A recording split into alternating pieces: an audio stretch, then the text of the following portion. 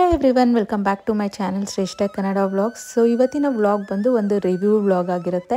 ನಾವು ರೀಸೆಂಟಾಗಿ ಪಾಂಡಿಚೇರಿ ವಿಸಿಟ್ ಮಾಡಿದಾಗ ಓಷನ್ ಸ್ಪ್ರೇ ರೆಸಾರ್ಟ್ ಅನ್ನೋ ಒಂದು ರೆಸಾರ್ಟಲ್ಲಿ ಸ್ಟೇ ಮಾಡಿದ್ವಿ.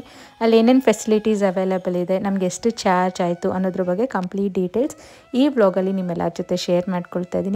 ಸೊ ಎಲ್ಲೂ ಸ್ಕಿಪ್ ಮಾಡ್ತೀರಾ, ಕೊನೆ ತನಕ ನೋಡಿ ಅಂತ ಹೇಳ್ತಾ ಈ ಒಂದು ವ್ಲಾಗ್ನ ಸ್ಟಾರ್ಟ್ ಮಾಡೋಣ ಬನ್ನಿ. ಸೊ ನಾವಿವಾಗ ರೆಸಾರ್ಟ್ ರೀಚ್ ಆಗೋಷ್ಟರಲ್ಲೇ ಒಂದು ವೆಲ್ಕಮ್ ಡ್ರಿಂಕಿಂದ ನಮ್ಮನ್ನು ವೆಲ್ಕಮ್ ಮಾಡಿಕೊಂಡ್ರು. ಸೊ ಇವಾಗ ಚೆಕ್ ಇನ್ ಪ್ರೋಸೆಸ್ ಎಲ್ಲ ನಡೀತಾ ಇದೆ. ಇದು ಬಂದು reception area. So usually check in process ಅಂದರೆ ನಮ್ಮದು ID ಕಾರ್ಡ್ಸು, ಏನಾದರೂ ಒಂದು ಆಧಾರ್ ಕಾರ್ಡ್ ಇಲ್ಲಾಂದರೆ ಡ್ರೈವಿಂಗ್ ಲೈಸೆನ್ಸ್ ಇಂಥದ್ದು ಏನಾದರೂ ಕೊಡಬೇಕಾಗುತ್ತೆ. ನಾವು ಇಲ್ಲಿ 2 ರೂಮ್ಸ್ನ ಬುಕ್ ಮಾಡಿದ್ವಿ, ಅಂದರೆ ಲೇಕ್ ವ್ಯೂ ರೂಮ್ಸ್ನ ಬುಕ್ ಮಾಡಿದ್ರಿ. ಯಾಕಂದರೆ ಈ ರೆಸಾರ್ಟಲ್ಲಿ ಒಂದು ಬ್ಯೂಟಿಫುಲ್ ಪ್ಲೇಸ್ ಅಂದರೆ ಆ ಆರ್ಟಿಫಿಷಿಯಲ್ ಲೇಕ್ ಅವ್ರೇನು ಕ್ರಿಯೇಟ್ ಮಾಡಿದಾರಲ್ಲ ಅದಕ್ಕೋಸ್ಕರನೇ ನಾವು ಲೇಕ್ ವ್ಯೂ ಇರೋವಂಥ ರೂಮ್ಸ್ನೇ ಬುಕ್ ಮಾಡಿದ್ದೀವಿ. ನೀವೇನಾದರೂ ಬಂದರೆ ಆದಷ್ಟು ಈ ಗಾರ್ಡನ್ ವ್ಯೂ ಇಂಥ ವ್ಯೂಸ್ಗಿಂತ ಆದಷ್ಟು ಲೇಕ್ ವ್ಯೂ ಇರೋವಂಥ ರೂಮ್ಸ್ನೇ ಸೆಲೆಕ್ಟ್ ಮಾಡಿ. ಸ್ವಲ್ಪ 1000 to 1500 ಜಾಸ್ತಿ ಆಗುತ್ತೆ ಈ ಲೇಕ್ ವ್ಯೂಗೆ, ಬಟ್ ವರ್ತ್ ಅಂತಲೇ ನಾನು ಹೇಳ್ತೀನಿ. ಯಾಕಂದರೆ ಆ ವ್ಯೂ ಅಂತೂ ಮಾರ್ನಿಂಗ್ ಟೈಮ್ಸ್ ನೀವು ಒಂದು ಕಾಫಿ ಕುಡ್ಕೊಂಡು ಹೋಗಿ ಆ ವ್ಯೂನ ನೋಡೋದ್ರಲ್ಲೇ ಒಂದು ಸ್ಯಾಟಿಸ್ಫ್ಯಾಕ್ಷನ್ ಇರುತ್ತೆ. ಟ್ರಸ್ಟ್ ಮೀ, ಇದನ್ನು ಮಿಸ್ ಮಾಡ್ಕೋಬೇಡಿ. ನೀವೇನಾದರೂ ಆ ಗೋಡಾಲಿ ಇಲ್ಲಾಂದರೆ ಯಾವುದಾದ್ರೂ ವೆಂಡರ್ಸ್ ಹತ್ರ ಬುಕ್ ಮಾಡಬೇಕಾದ್ರೆ ಆದಷ್ಟು ಲೇಕ್ ವ್ಯೂ ಇರೋಂಥ ರೂಮ್ಸ್ನೇ ಸೆಲೆಕ್ಟ್ ಮಾಡಿ. ನೋಡಿ, ಅರ್ಲಿ ಮಾರ್ನಿಂಗ್ ಎದ್ದಿದ ತಕ್ಷಣ ಈ ವ್ಯೂ ನೋಡಿಕೊಂಡು ಒಂದು ಒಳ್ಳೆ ಕಾಫಿ ಕುಡಿಬೇಕಾದ್ರೆ ಎಷ್ಟು ಚೆನ್ನಾಗಿರುತ್ತಲ್ವ. ಅದಕ್ಕೆ ನಾನು ಪರ್ಸ್ನಲಿ ನನಗೆ ಲೇಕ್ ವ್ಯೂದೇ ಬೇಕು ಅಂತ ನಾನು ಸೆಲೆಕ್ಟ್ ಮಾಡಿದೆ.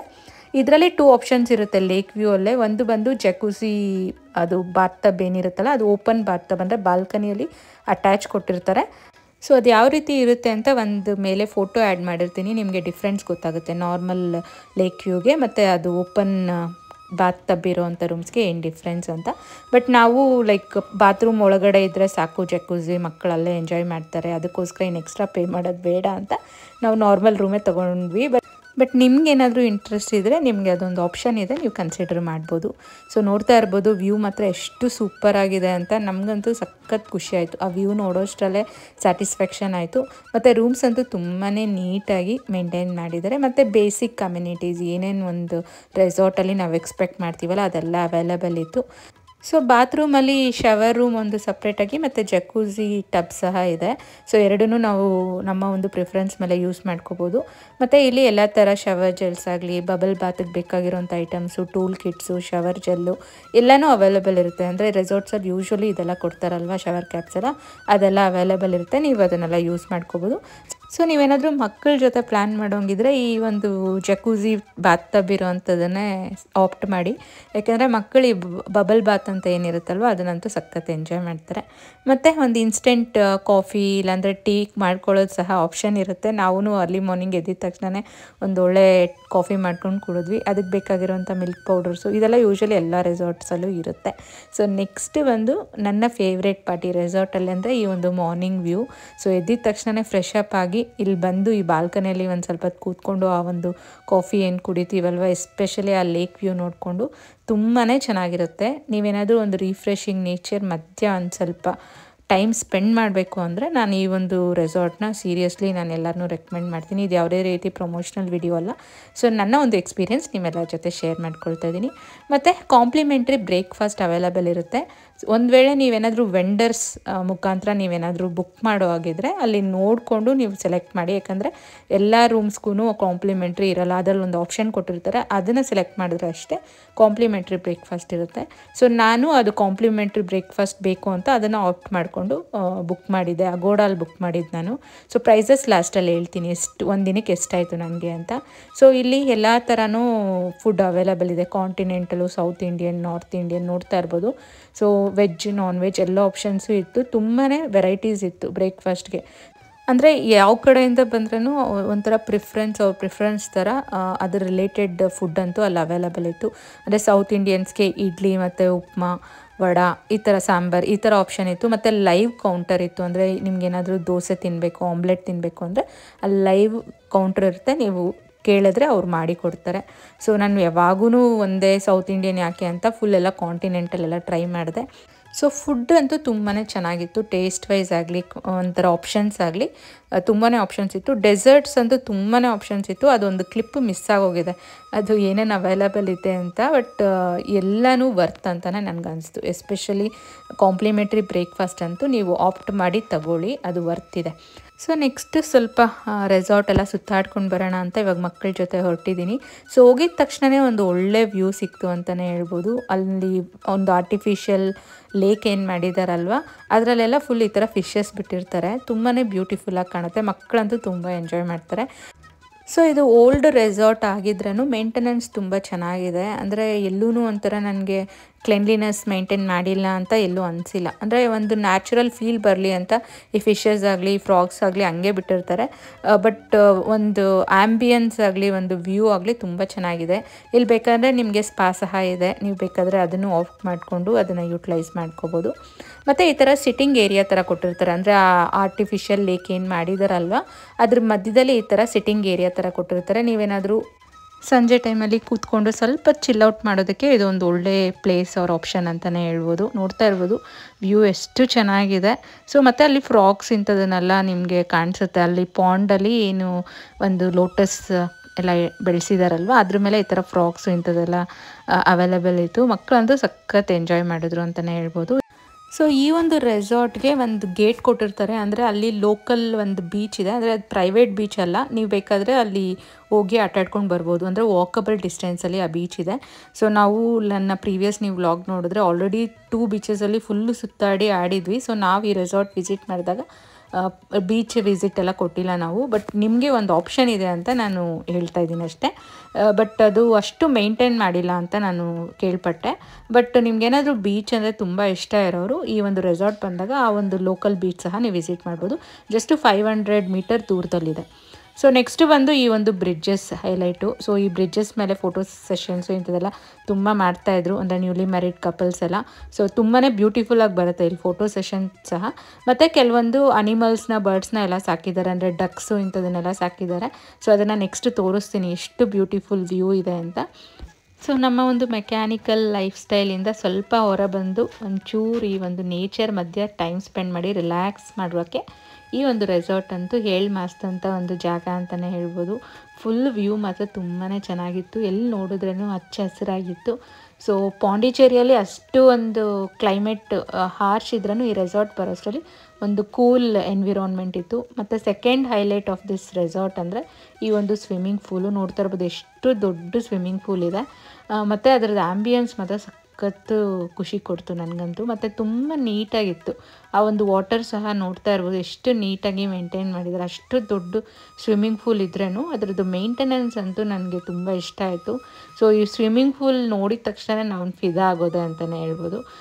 ಸೊ ಈ ಒಂದು ಸ್ವಿಮ್ಮಿಂಗ್ ಪೂಲ್ ಯೂಸ್ ಮಾಡಬೇಕಾದ್ರೆ ನೀವು ಸ್ವಿಮ್ಮಿಂಗ್ ಡ್ರೆಸ್ನ ತರಬೇಕಾಗುತ್ತೆ, ನೈಲಾನ್ ಮೆಟೀರಿಯಲು. ಸೊ ಇಲ್ಲಾಂದರೆ ಅವ್ರು ಅಲೋ ಮಾಡಲ್ಲ. ಸೊ ನಾವೆಲ್ಲ ಕ್ಯಾರಿ ಮಾಡಿದ್ವಿ. ಬಟ್ ಒಂದು ಮಗುಗೆ ಮಾತ್ರ ಅವರು ಅಲೋ ಮಾಡಿದ್ರು. ಯಾಕಂದರೆ ಅದು ಆಲ್ರೆಡಿ ನಾವು ಬೀಚಲ್ಲಿ ಎಲ್ಲ ಹೋಗಿ ಆಡಿ ಅದು ಸ್ವಲ್ಪ ಇದಾಗಿದೆ, ಅದರಿಂದ ಒಂದು ಚಿಕ್ಕ ಮಗುಗೆ ಅಲೋ ಮಾಡಿ ಅಂತ ರಿಕ್ವೆಸ್ಟ್ ಮಾಡ್ಕೊಂಡ್ಮೇಲೆ ಅಲೋ ಮಾಡಿದ್ರು.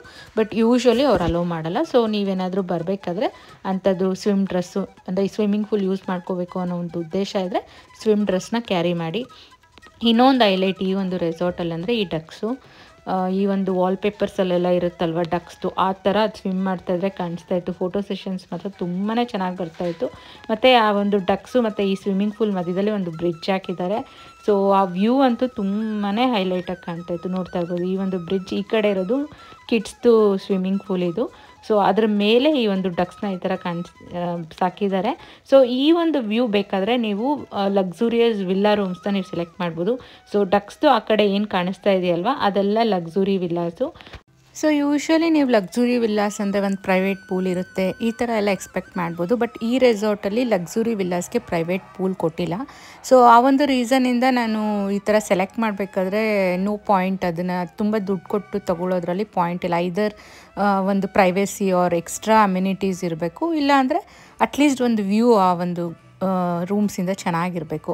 ಸೊ ಈ ಒಂದು ರೂಮ್ಸ್ಗೆ ವ್ಯೂ ಬಂದು ಅದೊಂದು ಡಕ್ಕು ಮತ್ತು ಸ್ವಿಮ್ಮಿಂಗ್ ಪೂಲ್ ಇದೆ. ಬಟ್ ಅದೇ ನೀವು ಒಂದು ಲೇಕ್ ವ್ಯೂದು ತಗೊಂಡ್ರೆ ಅದು ಮೇಯ್ನ್ ಹೈಲೈಟೇ ಅದು. ಆ ಒಂದು ರೀಸನಿಂದ ನಾನು ಈ ಒಂದು ಲಕ್ಸುರಿ ವಿಲ್ಲಾಸ್ ಮತ್ತು ಲೈಕ್ ಲೇಕ್ ವ್ಯೂ ರೂಮ್ಸ್ನ ಲೈಕ್ ಕಂಬೈನ್ ಮಾಡಿ ನೋಡಿದ್ರೆ ನನಗೆ ಯಾಕೋ ಅದೇ ವರ್ತ್ ಅಂತ ಅನ್ನಿಸ್ತು. ಸೊ ನೀವು ನಿಮ್ಮ ಪ್ರಿಫರೆನ್ಸ್ ಪ್ರಕಾರ ಸೆಲೆಕ್ಟ್ ಮಾಡಿ. ಸೊ ಈ ಒಂದು ಸ್ವಿಮ್ಮಿಂಗ್ ಪೂಲ್ ಏನಿದೆಯಲ್ವ ಅದು ತುಂಬ ದೊಡ್ಡದಿರೋಂಥ ರೀಸನಿಂದ ಮೇ ಬಿ ಆ ಒಂದು ವಿಲ್ಲಾ ರೂಮ್ಸ್ಗೆಲ್ಲ ಸ್ವಿಮ್ಮಿಂಗ್ ಪೂಲ್ ಪ್ರೈವೇಟ್ದು ಕೊಟ್ಟಿಲ್ಲ ಅಂತ ನನಗನ್ಸುತ್ತೆ.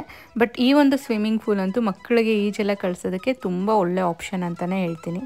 ಸೊ ಸೊ ಯೂಶ್ವಲಿ ನಾನು ಬೇರೆ ರೆಸಾರ್ಟ್ಸಲ್ಲಿ ನೋಡಬೇಕಾದ್ರೆ ಈ ಥರ ಟ್ಯೂಬ್ಸ್ ಈ ಥರ ಎಲ್ಲ ಕೊಡ್ತಾರೆ ಸ್ವಿಮ್ ಮಾಡೋಕ್ಕೆ ಮಕ್ಕಳಿಗೆ ಸೇಫ್ಟಿಗೋಸ್ಕರ. ಬಟ್ ಇಲ್ಲಿ ಈ ಸೇಫ್ಟಿ ಜಾಕೆಟ್ಸ್ ಏನು ಕೊಟ್ಟಿರ್ತಾರಲ್ಲ ಇದಂತೂ ತುಂಬಾ ಒಂದು ಒಳ್ಳೆ ಆಪ್ಷನ್ನು. ಸ್ವಿಮ್ ಅಂತೂ ಈಸಿಯಾಗಿ ಕಲ್ತ್ಬಿಡ್ತಾರೆ, ಯಾಕಂದರೆ ಅವ್ರದ್ದು ಅದು ಫ್ಲೋಟ್ ಮಾಡೋದ್ರಿಂದ ಅದು ಅವ್ರಿಗೆ ಭಯ ಇರಲ್ಲ. ಅದರ್ ದನ್ ಆ ಟ್ಯೂಬ್ಸ್ಗಿಂತ ಇದು ಒಂದು ಒಳ್ಳೆ ಆಪ್ಷನ್ ಅಂತ ನನಗನ್ನಿಸ್ತು. ಸೊ ನೀವೇನಾದರೂ ಬಂದರೆ ಲೈಕ್ ಈ ಸ್ವಿಮ್ಮಿಂಗ್ ಪೂಲು ಮತ್ತು ಲೇಕ್ ವ್ಯೂ ಈ ಎರಡು ತುಂಬ ಹೈಲೈಟ್ ಅನಿಸುತ್ತೆ. ಮತ್ತು ಈ ಒಂದು ಡಕ್ಸು ತುಂಬಾ ಬ್ಯೂಟಿಫುಲ್ ವ್ಯೂ ಅಂತೂ ಇರುತ್ತೆ. ನೀವು ನೋಡ್ತಾ ಇರ್ಬೋದು, ಈ ಯೂಶ್ವಲಿ ಈ ವಿಂಡೋಸ್ ಮೇಲೆಲ್ಲ ನಾನು ವಾಲ್ಪೇಪರಲ್ಲಿ ನೋಡ್ತಾ ಇದ್ದೆ ಈ ಥರ ಡಕ್ಸ್ನೆಲ್ಲ. ಬಟ್ ಇವಾಗ ರಿಯಲ್ಲಾಗಿ ನಾವು ನೋಡ್ದಂಗೆ ಅನ್ನಿಸ್ತು. ನೀವೇನಾದರೂ ಲಕ್ಸುರಿ ವಿಲ್ಲಾ ಬುಕ್ ಮಾಡಿದ್ರೆ ನಿಮಗೆ ಈ ಒಂದು ವ್ಯೂ ನಿಮಗೆ ಕಾಣಿಸ್ತಾ ಇರುತ್ತೆ. ನನ್ನ ಪ್ರಕಾರ ನನ್ನ ಪರ್ಸ್ನಲಿ ನನಗೆ ಆ ಲೇಕ್ ವ್ಯೂನೇ ನನಗೆ ತುಂಬ ಇಷ್ಟ ಆಯಿತು.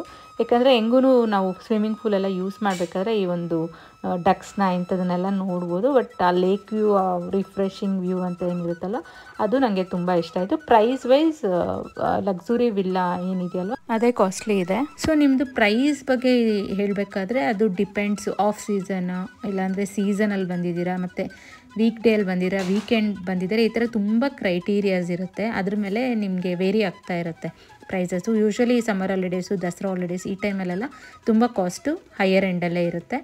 ಮತ್ತು ನೀವು ಕಿಡ್ಸ್ ಜೊತೆ ಬರಬೇಕಾದ್ರೆ ಕಿಡ್ಸಿಗೆ ಸಹ ಎಕ್ಸ್ಟ್ರಾ ಚಾರ್ಜಸ್ ಇರುತ್ತೆ ರೂಮ್ಸಲ್ಲಿ. ಒಂದು ವೇಳೆ ನಿಮ್ಮದು 5 ಇಯರ್ಸ್ಗಿಂತ ಚಿಕ್ಕ ಮಗು ಇದ್ದರೆ ಫ್ರೀ ಇರುತ್ತೆ, ಅಂದರೆ ಏನು ಚಾರ್ಜ್ ಮಾಡಲ್ಲ. ಬಟ್ 5 ಇಯರ್ಸ್ಗಿಂತ ದೊಡ್ಡ ಮಗು ಇದ್ದರೆ ಈಚ್ ಕಿಡ್ಗೆ 3000 ಏನೋ ಚಾರ್ಜ್ ಮಾಡ್ತಾರೆ ಫಾರ್ ಎಕ್ಸ್ಟ್ರಾ ಬೆಡ್ಡು. ನೀವು ಎಕ್ಸ್ಟ್ರಾ ಬೆಡ್ ಬೇಡ ಅಂದ್ರೂ ಚಾರ್ಜ್ ಮಾಡ್ತಾರೆ.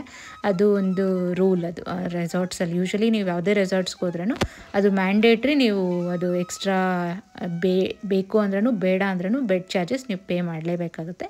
ಸೊ ನಾನು ಈ ರೆಸಾರ್ಟ್ಗೆ ಹೋಗಿದ್ದ ದಿನ ಆ ಒಂದು ರೆಸಾರ್ಟ್ ರೂಮ್ದು ಚಾರ್ಜಸ್ ಅಂದರೆ ಲೇಕ್ ವ್ಯೂ ರೂಮ್ದು ಚಾರ್ಜಸ್ ಬಂದು 9500 ಇತ್ತು ವಿತ್ ಟ್ಯಾಕ್ಸಸ್ ಎಲ್ಲ ಸೇರಿ. ಪ್ಲಸ್ 3000 ನಾನು ಪೇ ಮಾಡಿದ್ದೀನಿ ಮಗಳದು ಎಕ್ಸ್ಟ್ರಾ ಬೆಡ್ ಚಾರ್ಜಸ್ಸು.